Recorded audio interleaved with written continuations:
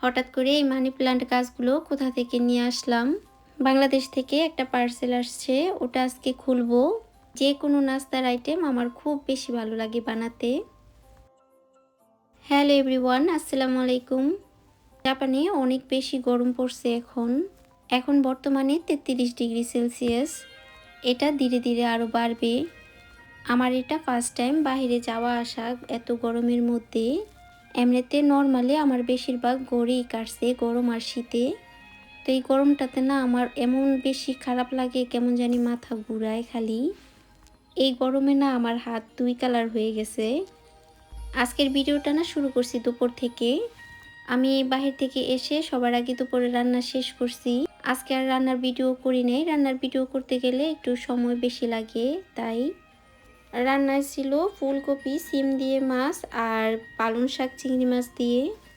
গরমে না গরমের সবজিগুলোই বেশি ভালো লাগে। লাউ পালং শাক, তারপর লাউ শাক, ঝিঙ্গা চিচিঙ্গা, এগুলো আর কি ফেসবুকে দেখে অর্ডার করতে চাইছি, কিন্তু কোনো রেসপন্স পাই নাই। জানি না অ্যাভেলেবেল লেখা, তারপর আবার কোনো রেসপন্স কেন করে না ওরা।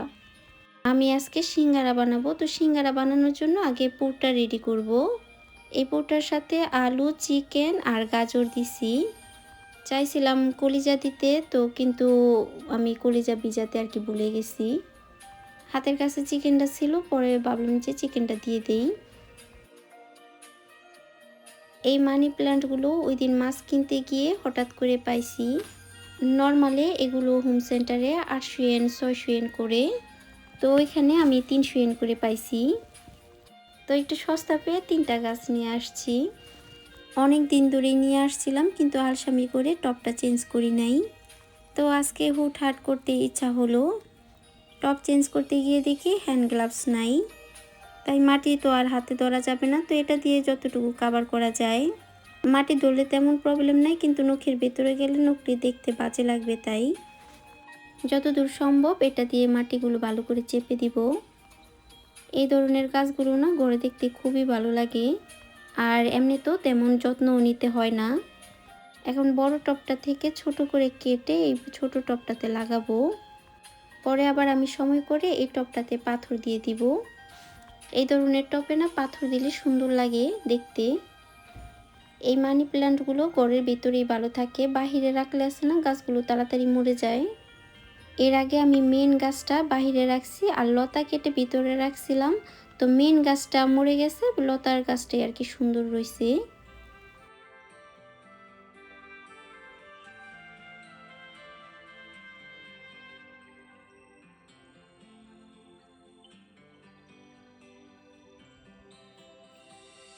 এই টপটা ঝুলানো টপের মতো ছিল, তো আমি ওইগুলো কেটে দিছি যেন সহজভাবে কোনো সাইডে রাখা যায়। এই কারণে এটা আমি সিঁড়ি সাইডে রাখছি।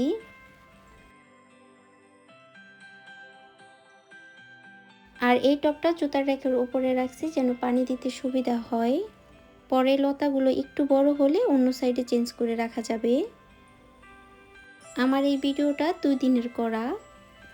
বাচ্চারা এখনও স্কুল থেকে আসে নাই, তো আমার একটু নিজস্ব একা থাকার সময় ছিল, তাই নিজের জন্য একটু আম আর তরমুজ কেটে নিব। গরমে আমার কাছে তরমুজটা বেশ ভালো লাগে। এই আমটা কষ্টকো থেকে যে নিয়ে আসছিলাম ওই আম। এটার প্রপার টেস্ট আমি এখন গিয়ে আর কি পাইছি। ফার্স্টে যখন নিয়ে আসছিলাম তখন কোনো রকমই টেস্ট লাগে নাই।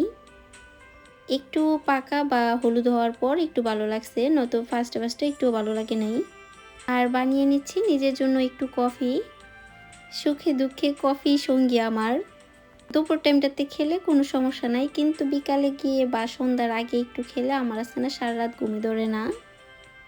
গতকালকে একটা মুভি দেখছিলাম, তো ওটা শেষ হয় নাই। এখন কফি খেতে খেতে ওই মুভিটা দেখব। আমাদের দুজনের আছে না এই জিনিসটা খুব বেশি ভালো মিলে, যে মুভি দেখা। আমার জানা মতে সবাই সবার হাজব্যান্ডকে মনে হয় রিলস দেয় বা ওয়াচগুলো দেয়। আমরা দুজন আছে না দুজনকে এরকম মুভির পার্টগুলো দিয়ে রাখি যেন পরে দেখতে পারি। বিকালের দিকে হঠাৎ করে পার্সেলটা আসছে বাংলাদেশ থেকে। আমি জানি না যে আজকেই আসবে, একজনের মাধ্যমে আসছে, তো ওরা আবার পাঠাইছে, তো তার জন্য আর কি পেমেন্ট করতে হবে। আমার কাছে 300 ইয়েন কম ছিল। পরে আমি সন্ধ্যায় আসতে বলছি, আবার ব্যাংকে গিয়ে টাকা তুলে নিয়ে আসছি। যদি বলতে যাই না, মানে ছোটোখাটো একটা প্যারা খাইতে হয়েছে আমার। আমি কোনো ক্যাশ ক্যারি করি না, আমার কাছে কোনো ক্যাশ টাকা থাকে না। টাকা উঠাইলেই আছে না খরচ করে ফেলি, বিনা কারণে হাবিজাবি কিনি। তাই আমি ক্যাশ টাকা তেমন রাখি না নিজের কাছে, সবসময় কার্ড ইউজ করি। এই সবগুলো জিনিস ওদের বাসা থেকে দিছে। এই বড় বক্সটাতে ছিল শুটকি, আর এই ব্যাগটাতে কয়েক সেট চুড়ি ছিল। আমার কাছে চুড়ি এত বেশি ভালো লাগে, এটা এখন বলে না, আমার অনেক আগে থেকে চুড়ি পরার অনেক অভ্যাস। এগুলো শেষ করে বিকালের দিকে বাচ্চাদের হোমওয়ার্ক মানে কি শুকুদায় আর কি করাই দিছি। আমার যেদিন এক্সট্রা কাজ থাকে আমি ওই দিন ওই কাজগুলো সময় নিয়ে নিয়ে করি, একেবারে সাথে সাথে করতে পারি না।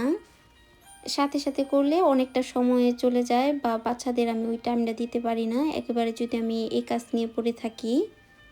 এর মধ্যে আবার যারা আরবি পড়া আছে 3 দিন, আমি যদি সাথে না থাকি তো ওরকম করে পড়তে চায় না। জাইন তো ছোট, জাইন আর কি এখনও ওরকম করে কিছু বোঝে না। আল্লাহ জানে পরে দিয়ে কি করে। কিছু পড়াইতে নিলে বলে কি অসীমাই, অসীমাই মানে শেষ করে দেওয়া।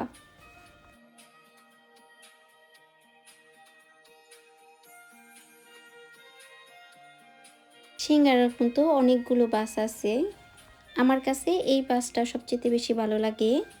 আজকাল সিঙ্গারাগুলো আমি 2 টাকা দামের সিঙ্গারা বানাইছি, একদম ছোট ছোট। এর সাথে আবার কিছু পুরিও বানাইছি। পুরিগুলো না এভাবেও ফ্রোজেন করে রাখলে ভালো থাকে, চাইলে একটু ছেঁকে নিয়েও ফ্রোজেন করা যায়।